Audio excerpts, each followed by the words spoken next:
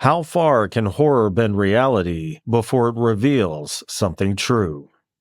Alex Grass is the author of Infernal Tramps, Tales of Weird Terror, a collection with an intuitive cadence and a recurring uncertainty about what's real. In this conversation, he discusses a resurrected hellhound in Philadelphia, a family funeral home, and a 500-year-old woman who punishes bad manners. He also reflects on mortuary school, editing, independent publishing, and the importance of making even monstrous characters behave honestly. This is the Dark Mind Podcast. If you enjoy the show, you can support it for free by subscribing to my YouTube channel. Your support helps keep the dark conversation alive. So without further ado, I give you Alex Grass.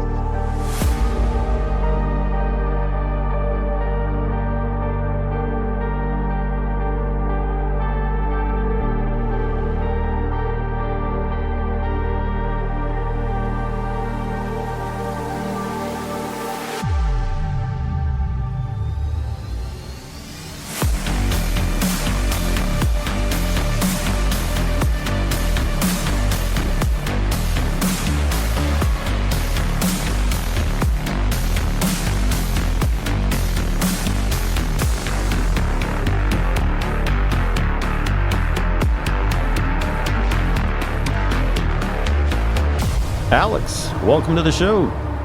That's very happy to be here. Thank you for having me on. Absolutely. Thank you for joining me on this 8th day of August 2026 to discuss your new collection, Infernal Tramps, Tales of Weird Terror. Very hot outside, but I hope we'll keep it chilling here. Indeed. Well, to kind of jump right into it, you've said Infernal Tramps has no overarching theme, but does have a cadence. What creates that cadence, and how did you decide the stories belong together? Well, I think that at least as far as deciding which stories belong, there's sort of like an intuition that at least I had going through the list of the stories that could potentially be a part of the collection, you know. For instance, like one that didn't belong would be, I had a story about a woman sort of going into like a bizarro parallel world, sort of like a bizarro phantom zone, but it happens in space. And, you know, like, I mean, there's certainly sci-fi horror in there, but I think that in terms of tone, you know, like space horror is closer to sci-fi than it is to, you know, meat and potatoes horror. So, you know, that, and then I think it's like instinct to see what fits, you know, like if you were putting together a collection, if you had, you know, Dracula in there, you might have Frankenstein. And if you had Frankenstein, you know, you might have, you know, the thing from the Black Lagoon. You wouldn't put in the car from Christine, you know. It just like certain things fit and other things don't fit. And then I think the cadence is just kind of like, you know, every writer is working for a long time and like hoping to find their voice. And I think I found my voice a while ago. I did a lot of work to find it. And, you know, you go through your early years where like you're just copying off of everybody and trying to figure out, you know, not just who you are as a writer, but probably a little bit as a person. And, you know, I got to a place where like what naturally comes out is just very weird and sort of, I don't want to say necessarily liminal, but like there's definitely a question of what is real and what is not real in all the stories. Yeah. How did you know you found your voice? Because not being a writer myself, I've always wondered, like, what does that look like? I mean, I can obviously read different authors and recognize different voices, but as far as like what it looks like to the author when they kind of what's the word I'm looking for? Apprehend the sense of their own voice. Yeah, I guess it's, probably also intuitive, but you do see it when you pick up patterns.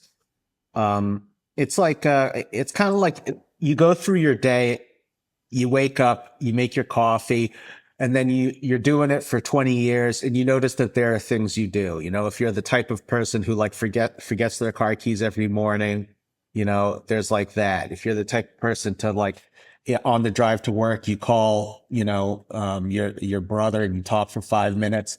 And so there's like, just so in writing, there's habits and little things that you develop. I think part of it is just like doing it for so long that eventually, you run those furrows through your brain so you can only work the way that you in particular work. And you start identifying it on the page with like, like I wouldn't choose to like have dialogue that was just like sparse and uninteresting to forward the plot, and I would have people talking like in sort of kooky ways, the way that like a conversation, between like a very lonely grandmother and a schizophrenic on the train, like that sort of tone. I wouldn't do like something that's like expository, like, where are you going? Oh, I'm going to the warehouse, but I'm very nervous because I heard things are going on there, and I think that's why it's just so important to do so much in everything, because then it sort of works itself out. Well, to kind of roll back to there not necessarily being an overarching theme, your publisher quotes Publishers Weekly as identifying vanity, vengeance, and hunger as common threads. Because you've said the stories arose naturally rather than from an overarching theme, what do you make of that reading? I think it's probably what I think about and what's on my mind. If there's no design to the stories, but the stories all still reflect themes of, like vanity, hunger, and greed, I guess it means vanity, hunger, and greed, or, is what I got on the brain. Yeah. In what sense? I mean, are you like getting that from current events in the news? Like, what's got those subjects prevalent in your mind? I do not read the news. I do not read the news at all. It's good for your mental health. Yeah. I don't read the news at all. I don't vote. I am the closest thing that, like someone like me could be to being a political quietist. I do not get involved. I'm at a unique vantage being in New York, just like someone's at a unique vantage to see certain things living in, like Japan or, Saskatchewan. You see the problems of the place that you're in. And so I don't need to read the news to like, when I know I see more and more, for instance, in the case of plastic surgery addiction, I see more people on the streets who have been surgically modified. And listen, to a certain extent, I understand that. But like when you see like a 70-year-old woman whose face is, so reworked that she doesn't look human, there's like, she's not doing that because it's inherently beautifying, because any rational human being would look at her and say like, wow, you ruined whatever was there. It's ruined, you look like a caricature. But I think that there's like societal forces that drive people to like engage in this behavior that they otherwise wouldn't engage in. And I think that like the greed theme, it's, I think that there is, because of, rationalism and positivism and movements in the sciences, but also in the humanities, I think that there is like a very quantitative view of everything in the world, like, you see it in like policies. They're like, this will affect the most good. Nobody talks about the individual, So, I think you see this born in the way people interact with like corporations, like there's nobody at the helm. There's no people to talk to. you get to talk to a very sophisticated calculator that may or may not, fix your problem. Yeah, I've heard certain people refer to corporations as AI itself, like its own type of AI. I mean, it has its own thought processes, basically a macrocosm of evolution through natural selection, just constantly weeding out what it determines weak, regardless of whether it causes pain or suffering. And I think it's actually fascinating, like the corporation as antagonist, because I think it's so, rules are instituted that don't necessarily come from, like the CEO or the shareholders. But when something's as big as, for instance, like, JP Morgan Chase, there are certain things that you have to do to like fall into compliance or regulatory compliance, or just like make things, less unwieldy for something that big. I think that the corporation develops its own, like, sort of like its own ephemeral subconscious, so that it has its own prerogatives, and nobody really knows what those prerogatives are, other than to, I guess broadly speaking, they call it regulatory creep. I don't know if that applies to corporations, but it's basically the institution. As soon as it gets its own power, it seeks more of that same power. I know you don't watch the news, but do you happen to remember when a bunch of hedge funds were trying to short sell GameStop and crash it? Yeah, for sure. My brother participated in that. On the other side, he was like buying GameStop stock. Yeah. Well, what brought that to mind is you were talking about the regulations that kind of get involved with it, but it was funny because a lot of these hedge funds ended up losing a lot of money because these people were just, kept on buying small amounts and keeping it up. And they talked about wanting to create regulations to prevent things like that from happening, but they didn't end up doing it because the lack of those particular regulations is how they get away with doing all kinds of shit. Yeah. I mean, I'm not sure what to make of that, like that whole world on that whole level. I just know that, like, it is fundamentally unfair, and there's not much of an argument of like when somebody loses their job and they lose their house, they're screwed.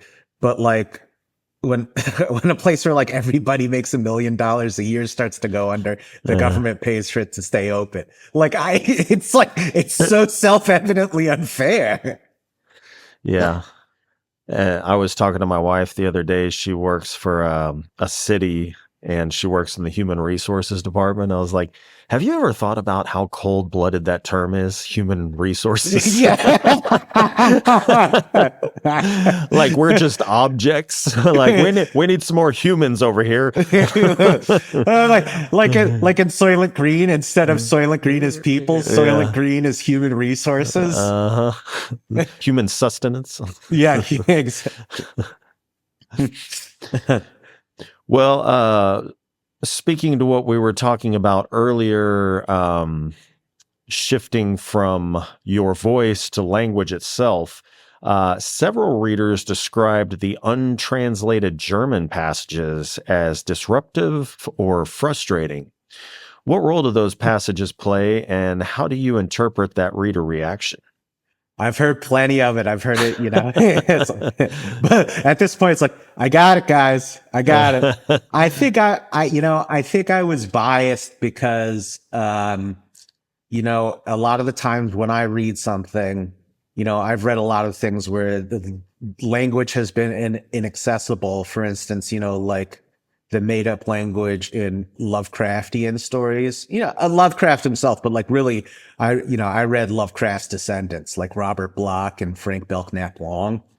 So, there was that. And then, I'm also a big reader of M.R. James, and M.R. James was an academic. So there was like Latin all over. And then there's just a number of, authors I enjoyed. And, I just figured I never stopped to see what the words mean, because I sort of think of them as like an aesthetic choice, amidst the story, so that the reader knows like there is something being talked about in another language, maybe you'll understand through context clues.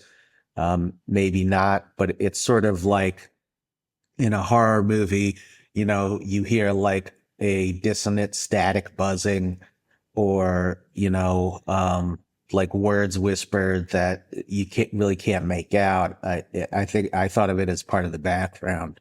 That being said, I have gotten feedback about, this book is very polarizing. Like, as some people say, like, this is the best book I've ever read. And then there's like a 1-star review on Amazon that says like worst book ever, Oh, damn. Yeah. So making it difficult in places really pissed some people off, but it wasn't done deliberately. It was sort of done as, like I'm setting a scene and, part of the scene is like inexplicably German people, who are sinister and like, listen, think of it this way. If you were around like 7 men who looked exactly the same, right? And they were all speaking in like hushed, sort of staccato tones in German, you'd be freaked the fuck out, So I guess in that specific instance, I don't know what it like having them speak in English about what they wanted to do wouldn't serve, the tone of the story. Like if you had like everyone sitting around and instead of speaking in German, they say like, "Hey, we're going to kill and eat these guys," right? It kind of like it shows your hand too early. Well, talking about the review that said, quote, worst book ever, do you find that reviews like that have the Streisand effect? Oh, that's an interesting question. Like I don't know how you would test that, but maybe something I'm not thinking of. I think I don't know is the honest answer, but I think I've certainly read reviews where, like the person who's trashing the book accidentally says something that's like greatly appealing to me, just like, I couldn't read this book. Every character was completely unlikable. And I'm like, really? Cause like, I'm a huge fan of It's Always Sunny in Philadelphia. So like, if everybody is unlikable, that's kind of my jam. Yeah. So maybe I think people naturally give the most credibility to 3-star reviews. There's some instinctive, rationality in human beings. So they're like, listen, the 5-star reviews can't be all right because, no book is amazing uniformly, and the 1-star reviews can't be all right because, they're not even complaining about the book. They're talking about how Amazon delivered it late, So I guess, the Streisand effect. God, I hope so. Yeah, I was just looking it up because it's been so long since I've seen it. But have you ever seen any of Gaspar Noé's films? No, unless I'm misremembering. He did probably his most famous one is Irreversible or oh God, yeah, I know who that is. Irreversible. Yeah, I can't ever pronounce it in French. I'm not even going to try. But yeah, one of his first feature film, I Stand Alone, one of the main reasons I saw that is because somebody said it's the worst movie ever made. So, yeah, and I guess the worst movie ever made because it's so vile, like the stuff that happens in it. There's literally a part where in the movie it stops and there's a clock that counts down to like, I can't remember if it's 30 seconds to a full minute, but basically it was giving people time to stand up and leave the theater if they didn't want to see the next part. Oh my God. Tell me if I'm misremembering. He made the movie with Monica Bellucci and the subway Irreversible. Tunnel. Yeah. Oh God. Yeah. Mm-hmm. Jesus. Oh my God. Yeah. That's an insane film. Yeah. Listen, that's a brutally disturbing, scene. I know, I'll say this cinematically, it's well done, Yeah. And it's very hard to admit that though, when like something's so deeply unsettled because it goes to, I think the sacred and the profane, people don't want to credit the profane. Well, yeah. I mean that and the scene with the fire extinguisher. I mean, both of those scenes made me physically ill. And if you're able to elicit that much of a visceral response from filmmaking, Yeah. I mean, it's not like I was enjoying it. I was repelled. I was just like, oh God, what, but I mean, I'm sure it's in the eye of the beholder or in the mind of the beholder as to what you would consider skill. I'm a very technical person, so even if somebody hates the story, if I see it well shot and I'm like, wow, this is completely fake. This is not really happening, but I literally feel like it is, and I want to vomit. I mean, I think the technical skill of the director is just amazing. Yeah, for sure. I mean, it's hard to deny, that the artistic value of somebody's work affecting you. And I'm sorry, let me not forget, I didn't mean to completely undermine the acting of Monica Bellucci. I mean, Jesus. Yeah, for sure. For sure.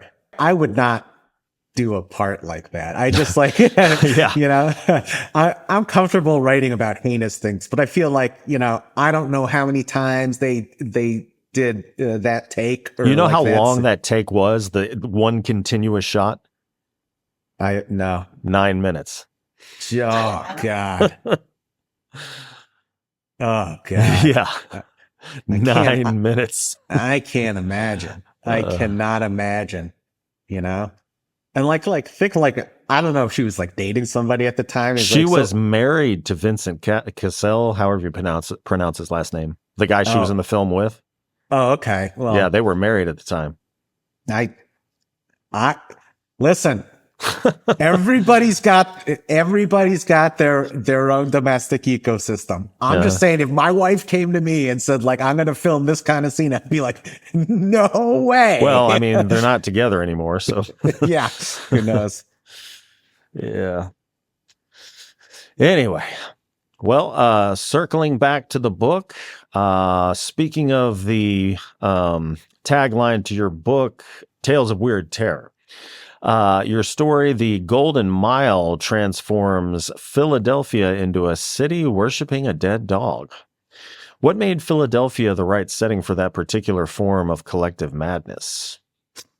I grew up in Philly. I don't know that Philly is the setting for madness. I don't know that I thought that. I think that, probably subconsciously, I grew up there in my childhood, and everything in childhood affects you. I think, many times stronger than, anything in adulthood. So I think just I was very familiar with what madness would look like in Philadelphia and how it would carry out. The other thing is I'm in New York right now, and not for nothing, trying to put madness in New York is a little redundant. It's already a mad place. So yeah, I don't know. Philly is a wacky place, though. Philly's a wacky place. Not always in the benevolent drunk uncle wacky way. Benevolent drunk uncle. Yeah. Sometimes it's more it's my half brother, and he just got released. It's that kind of wackiness. Gotcha. Well, some history or some background about you that I found interesting related to your story, Ever Shall They Feed. It takes place in a family funeral home and involves a boy discovering something prophetic below it. To what extent, if any, did your time in mortuary school inform the story?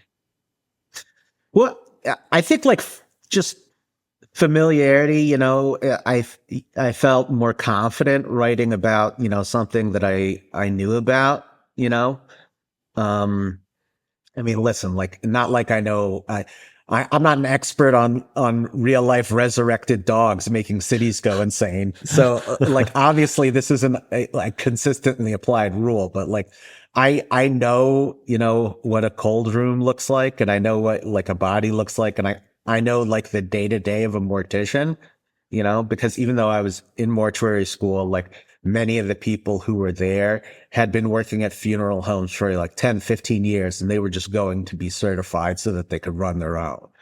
So, there's that. And then I think, I'm kind of like, I'm predisposed to that setting because it's such a unique setting. And, the main character in my novel, Drek, is a mortician. And what was sort of interesting to me about going to mortuary school is how unlike my perception of morticians actually were, you know? Like I came away from it and I learned one thing. It's like, you know what? Morticians really like to party. Like they throw it down. And I'm Really? talking, yeah, like booze and like, at least in Western Pennsylvania, hard drugs, but it was fascinating to me because like on the other side, there's like a almost universal reverence for the dead, like if jokes were made, they never passed the line and they never happened at work, at least that I saw, and I'm sure that does occur, but I think I was like impressed with like there's sort of like a universally acknowledged sanctity to what's going on. And so I think that like that's also the impact of the story because like one of the things that the son Bino sees is he's hiding under the sheet and he sees his father and his father's like naked in a cold room cutting the flesh off of a corpse, so it's like it's incredibly jarring because it's also a severe violation of trust for that woman's family. I mean, and she was kind of a heinous woman, the cadaver in the story, but even a heinous person theoretically should get a decent burial. Yeah. Well, your story, The Golden Mile, from what I read, you expanded to roughly 5 or 6 times its original length. What did that expansion allow you to do that the shorter version could not? I think that the shorter version is like a vignette and, the Golden Mile, like you get a sense of who the protagonist is and you get a lot, like there's basically no backstory on the Hellhound itself, the resurrected dog from the Golden Mile in the shorter version. In the longer version, you get to learn that like he was sort of part of a bargain that, a famous animal trainer and circus ringmaster, made to be able to bring the dog in to, help the circus or, whatever else you do with a dog from hell. I talked about quantity versus quality, but someone once said, quantity has a quality all its own. So once you have more room, you can do more, and I had it in me. I had, I had the wind at my back, and sometimes it's just like the work is happening for you, Mm.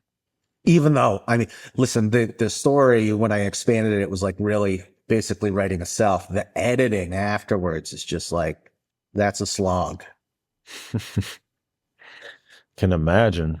So one thing, as we're talking about all the different elements of the collection, it pairs lyrical prose with bizarre, surreal material. So how do you decide how far an image can go before it takes over the story? Oh, well, probably the people who don't like my stories would say that I can't. Difficult, I definitely, when you're revising the stories and, I cut out a lot, if you can even believe it, like a lot, and really pared it down. So it's attributed to Abe Lincoln. He said, only a fool has himself for an attorney, So I think that broadly applies to almost anything. You need somebody to lay eyes on what you're doing. And, an editor once said, it's like, listen, you got to kill your own babies, And that was like, not your darlings, your actual babies. No, you have to kill the babies. Yeah. you know, listen, the world, like plenty of people kill their darlings. People kill their babies, but it's, much rarer. So I suppose maybe the implicit point was that, like a well-edited story is one that's willing to go to the lengths of child murderers. I don't know. It's very difficult. But speaking of your extension of the Golden Mile, the collection includes both compact pieces and much longer narratives. So I know you spoke already about that. You felt like you had the wind behind you. But aside from that, is there anything that tells you an idea should remain brief rather than develop into a more elaborate story? For the most part, the very, very short ones are like, they form in my mind like basically complete, and the longer pieces are sort of like I'm writing and I'm saying, oh, well, let's see where this goes. I don't really know how it's going to end. Like A Woman of Distinction. It's like 1,000 words, and it's basically this woman like speaking aloud, like a 500-year-old woman who hates people with bad manners, speaking aloud as she, captures a man, imprisons him in a bunker, and she's sort of like, monologuing just as she's about to murder him. And so I had that idea and that came out, I think it's also like the difference between a very, very, very short story or a vignette or what's now called flash fiction and a regular story. Like flash fiction, you have time to explore a concept, and like a concept can have, a very neat beginning and an end. And, since you don't have time to flesh out characters or, like philosophize, you don't really do it. But I think for the most part, the big difference is that the very short stories come almost fully formed. Like I'm going to make a story about a woman who sees a guy with a box for a head. And she's going to turn into a woman who has a box for a head. I'm going to do that in under 1,000 words. Like I'm sure I thought of it just like that. And which story were you talking about at first? A Woman of Distinction. A Woman of Distinction. Okay. Yeah. Because that is actually the one I wanted to ask you about, the fact that it uses second person to kind of implicate the reader. So what becomes possible when the reader is treated as her next subject rather than a detached observer? Because you're kind of implicating the reader in an immortal woman's system of punishment. Yeah. I think that it ended up being the second person because it's like it's more whimsical that way, because it's sort of like you go in the kitchen and like you hear your mother on the phone with a friend and they're just like talking aloud and just like, oh, did you see this and this? Do you see this person? Oh my God. How awful. It's like, yeah, I don't know. I couldn't do it. And like all this stuff, like all the stuff that you talk about when you're shit talking other people on the phone. And I wanted it to be kind of like a shit talking session, except the shit talking's happening to the subject. And it's going to sound like totally bizarre, but I wasn't really thinking of it as a second person story. I just started writing it. And I'm like, like this woman's just talking to this person she's going to kill,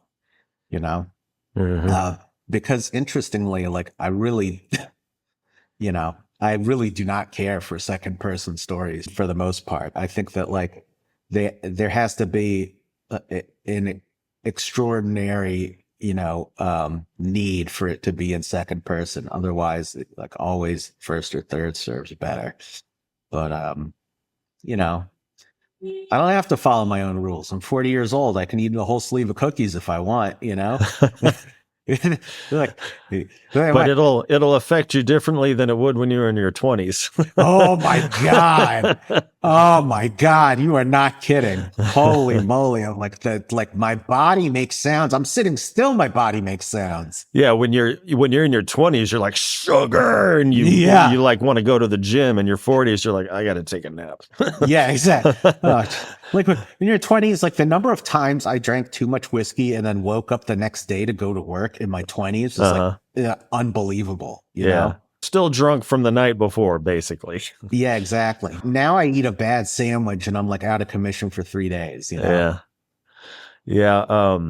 There's a local comedian I used to see a lot, and one of my favorite bits, he was talking about being in his 30s, but he was like, yeah, it's a lot different being in your 30s. You know, back in my 20s, me and my wife used to do the same thing every weekend.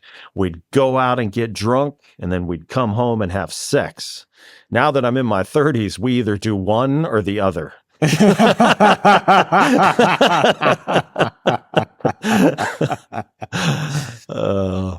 I mean, yeah, well, I had quit drinking by the time I was in my 30s, but I think I still could have pulled it off in my 30s. But my 40s, yeah, maybe that would be like, okay, what are we doing tonight? Because it's not both.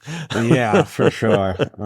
I think part of the reason 20-year-olds and teenagers feel invincible is because like the bandwidth that they have is like almost limitless. Yeah. You know, once you start physically feeling, you know, that your body has limitations, you're like, the world is actually a dangerous place. Yeah, it is.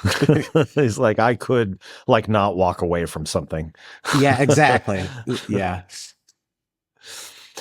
Well, circling back to the book, once you were assembling the book, how did the different story lengths adjust the pace you wanted readers to experience across the collection? Well, you know, I think that like you want to give readers a break sometimes. So it's just sort of it's kind of like I have the stories in front of me as I'm putting the book together and I'm eyeballing it and I'm like, well, I'm not going to start the book with a 9,000 word story, you know, because if people go into it expecting a short story and they've been reading for an hour and they find that it still hasn't ended, they're going to be like, this guy's a liar, you know? So, you know, it starts with something brief, but not like too brief. And then it's kind of like, you know, it's like pacing. It's, you know, like putting together a set list for a concert, you know, you have something heavy, you have a ballad, you know, you know, you have like something, look, let's, people dance a little bit to it and then you come back heavy.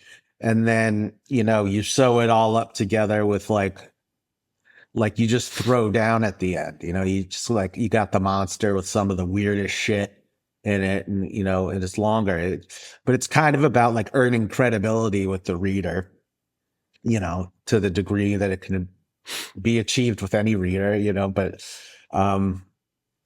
like, you know, listen, if you follow me, on this path that you see laid out in this book, you know, I'm going to give you a second to, sit down and take a breather, you know, and so like the pace is going to be comfortable.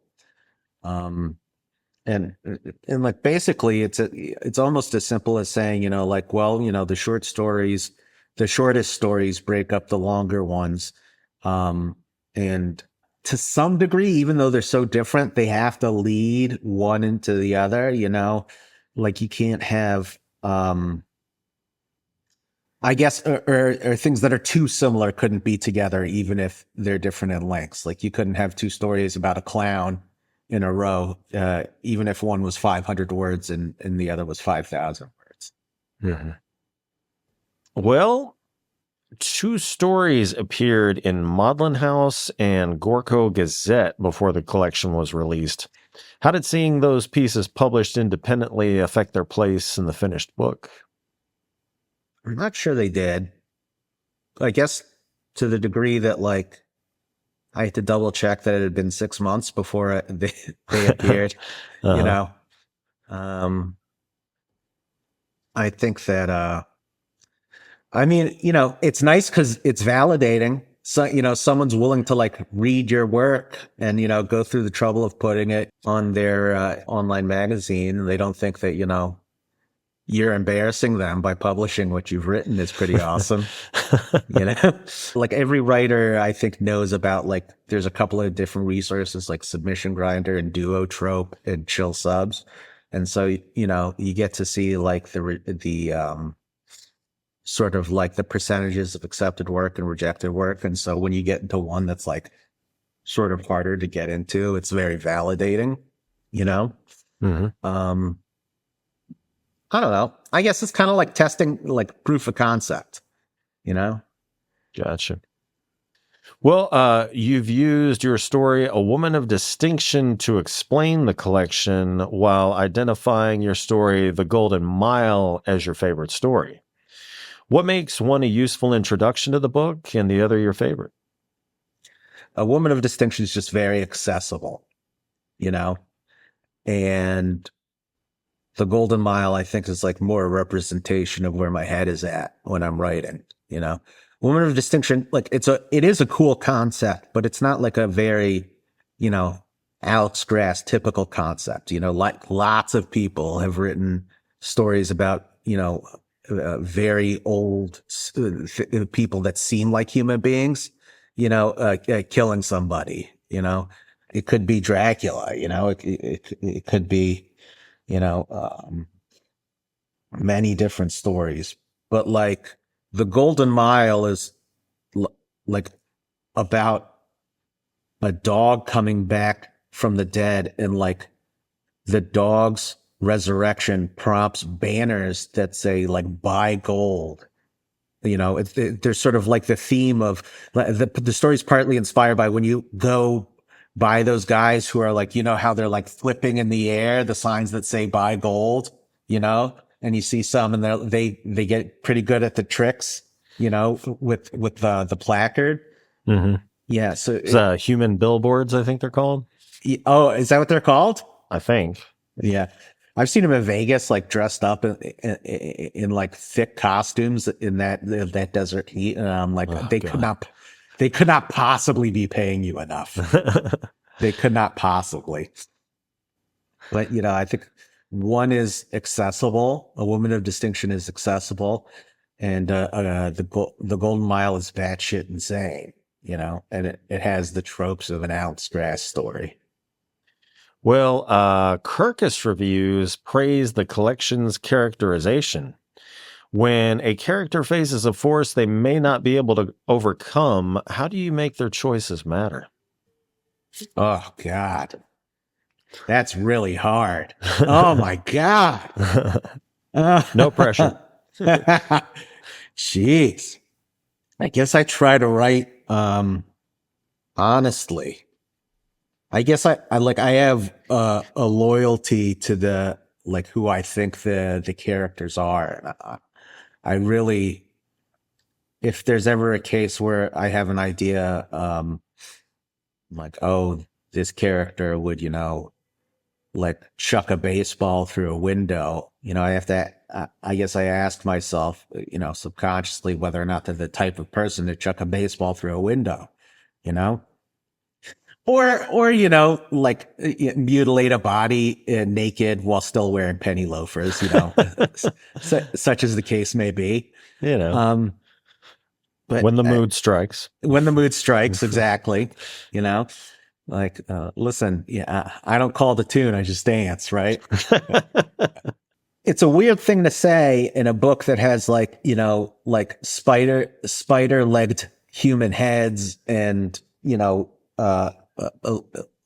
like human reproducing butt implants. It's weird to say, but like I try and keep be very truthful and, you know, try to be like realistic, at least in terms of what those characters would choose to do, you know? Like a monster will have the prerogatives of a monster. You know, the spider-legged head isn't suddenly going to decide, you know, like, you know what I really want? I want to dance. You know, I want to be a dancer. Although now that I say it out loud, I think I would be very interested in reading a story like that. Yeah. Yeah. Make a note. Make for sure. Well, the label weird fiction can influence expectations before a reader opens the book.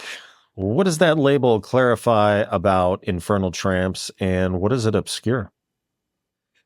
Probably it gives you a sense that, you know, like weird fiction, I think people who read a lot of it probably associate it with the pulps from the early 20th century, where things were like sort of meant to be like titillating and sensational, but also usually involved like, aliens and things that were, not creatures that you would find on this earth. And I think that, so in terms of, content, you get a sense with the label what's going to be in the book. And I think probably what it obscures is, the parts of the book that are more like body horror that aren't typically in weird fiction. Um, but I think people, I think people who like weird fiction they're probably not the ones, who are the ones complaining about the language of the book, because you go in, like if you've read Lovecraft, you don't really have a problem with, ornate language. Yeah, that's it. I think that's it. Well, Dickinson Publishing Group is accepting outside submissions for an e-magazine, an anthology, and weird horror novelettes. What role do you want its publishing program to play for writers and readers? And I guess I should state this as kind of your own small press or imprint. Yes, it is. Yeah. Yes, it is. Yeah. The goal is to find stories that readers can enjoy to the degree that I've enjoyed some of my favorite stories. That's a high bar to meet, but, can always try. And, I guess to be a place, for, the kinds of narratives that maybe like don't have a home, although that's harder and harder to, that's a harder and harder credibly assertion to make, because like everything is so subspecialized, and like the internet makes space for even the weirdest shit. So I don't know, probably like an honest answer would just be like, I just want to put out some good stories. I don't know, like I want to participate, Yeah. I want to put some good stuff out there. And I just remember finding authors that I hadn't heard of before and reading them, and in many cases thinking like, wow, this is fantastic, and I would love to play a part in being able to bring that to other people, because, like some of the stories I've read that are going to be part of the collections are, they're just really good, Well, speaking of good and the bad, I suppose. I don't know. I guess we'll find out. You've encouraged readers not to read your older work, even though several of those books, several of them have received positive reviews. So what specifically in those books no longer represents the writer you are now?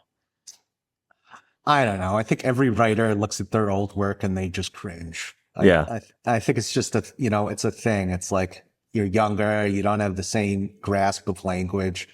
I think I'll probably be saying the same thing 5 years from now and 25 years from now, until, like I'm on my deathbed saying like, only read the last book.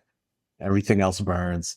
Like Kafka, not that I'm anything like Kafka or, like I'm not saying that, but please nobody think I'm saying that. But on his order to his editor on his deathbed was to burn all of his work, and like much to the editor's credit, he's like, totally, I'll do that. And then after he died, he's like, I'm not doing that. Yeah. I'm not burning all of Kafka's work. That's ridiculous, But, I mean, like, listen, if the heavyweights can dislike their old work, then anybody can dislike their own work. And I'm not immune to that. I would say read Drek. Drek is like that's a special one to me. And I think it's also a good representation, because even like when it was published, I think like 7 years ago, it was pretty close to as weird as the collection Infernal Tramps. So I think it's like, if you want to see the continuity, it's there. And also if you want to read about like, mutant people who worship a catalog of salvaged magazines and are vaguely animal-like, living in the sewers, it'll be your thing too. Well,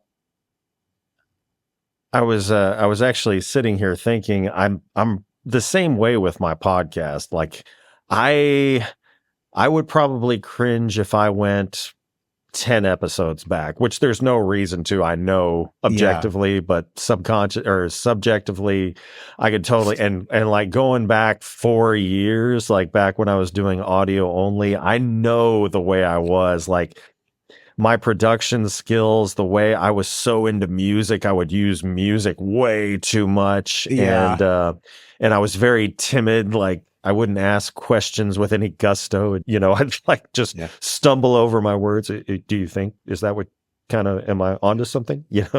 Like the Chris Farley show? Yeah. Remember that? Remember you were in the Beatles? Yeah. That was awesome. Yeah, that was awesome. Well, in bringing Infernal Tramps from manuscript to production, how involved were you in its editing, design, presentation, and release? At the level of a helicopter mom. Oh, really? Yeah. So you don't have some people involved with your press that you kind of like, all right, I trust you. Sure. Yeah. Sure. Of course. There's like, of course. But you were looking over their shoulder like impending doom. I just like, listen, I have the right to the final cut, which is like one of the awesome things about writing these days is, you can choose to do that. And sometimes it's questionable whether or not that's a good choice, but I'm the captain of my own ship, and I get to go down with it if it sinks. You're the director. Yeah, I'm Kubrick. I can make Shelley Duvall cry. Oh gosh, that poor woman. It's just like Jesus. Yeah.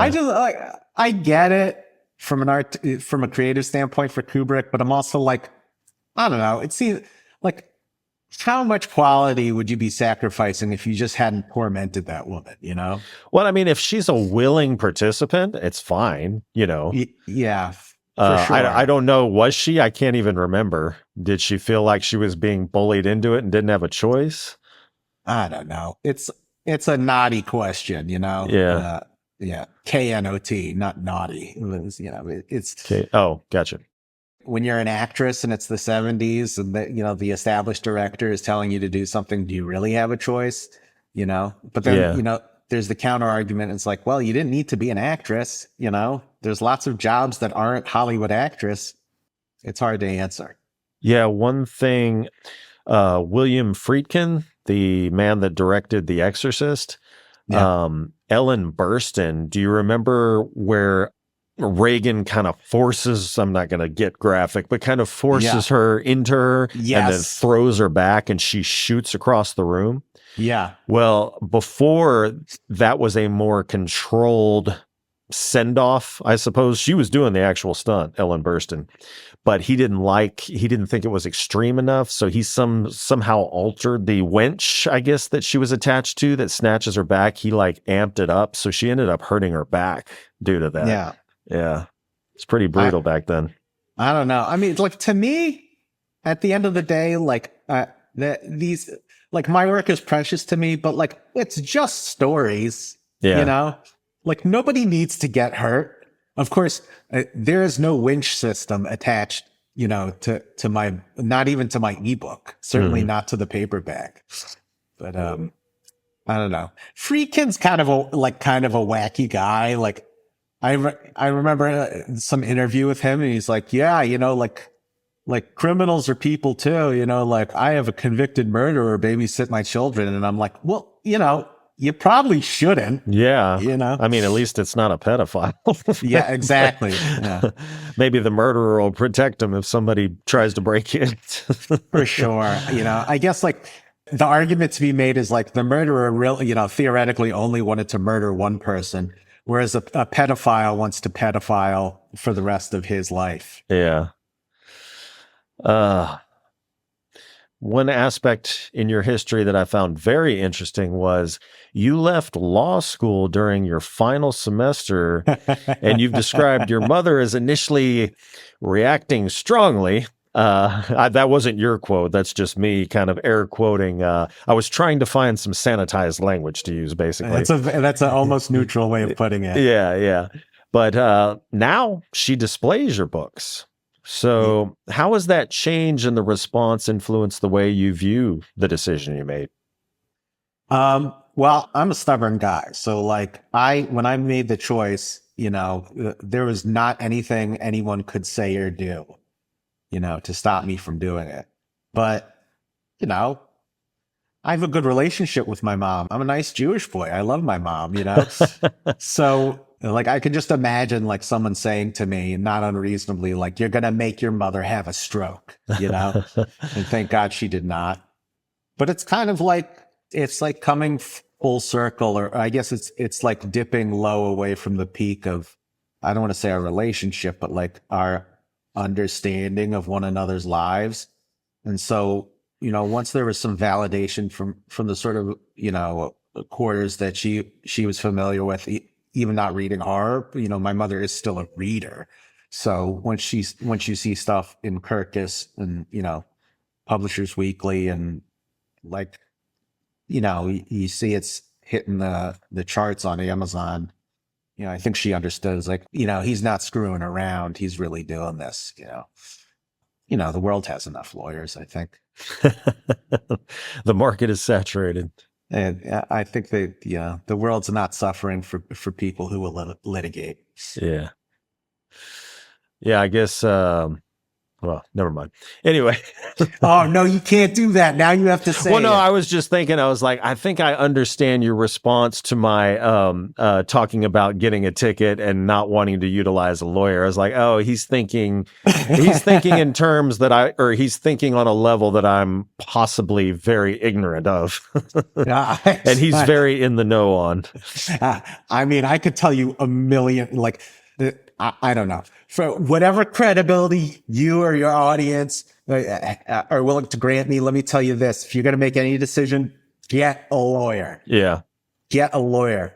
They're expensive. It doesn't always seem like it's the right decision. It is always the right decision. Well, circling back to the book, would you like to read a passage from the book?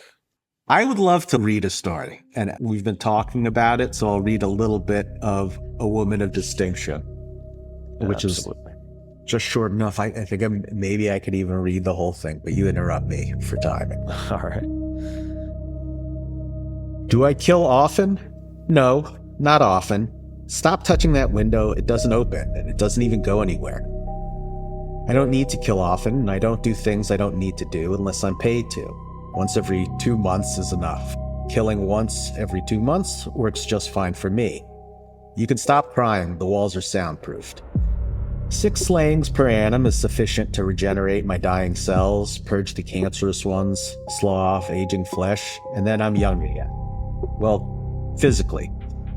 Quit trying that door, it's not like there's anything out there. That's called the woods for a reason. To be young at heart is as much perspective as it is smooth skin and gravity-resistant breasts.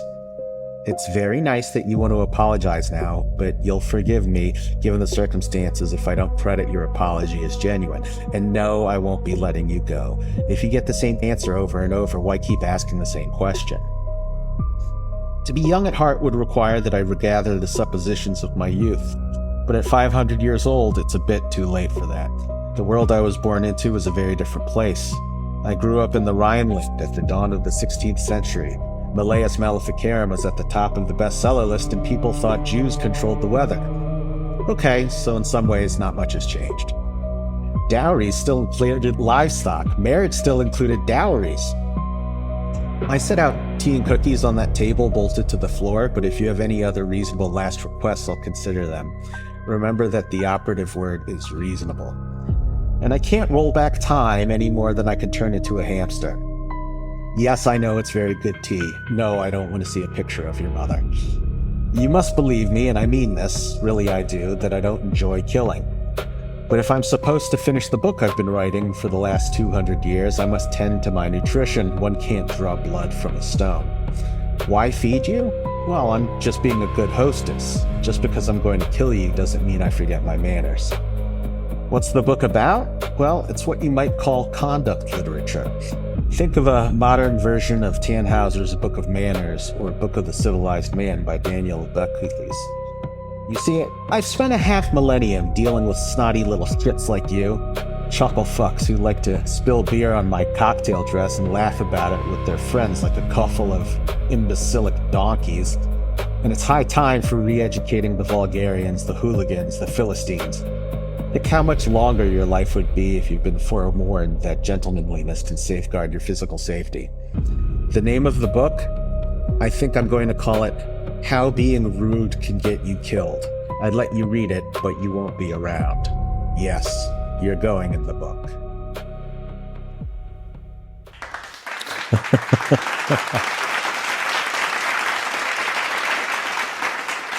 Excellent, sir. Appreciate it. I'm happy to do it. Well, Alex, it has been a pleasure talking with you. I've enjoyed it mightily, and, you know, what can I say? In the next one, I guess I promise a little less German, but no guarantees. You know? Gotcha.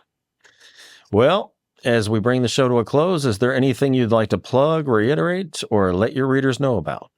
Yes, please buy Infernal Tramps. Buy it if you hate it, and if you hate it, you can burn it, but buy it first, you know?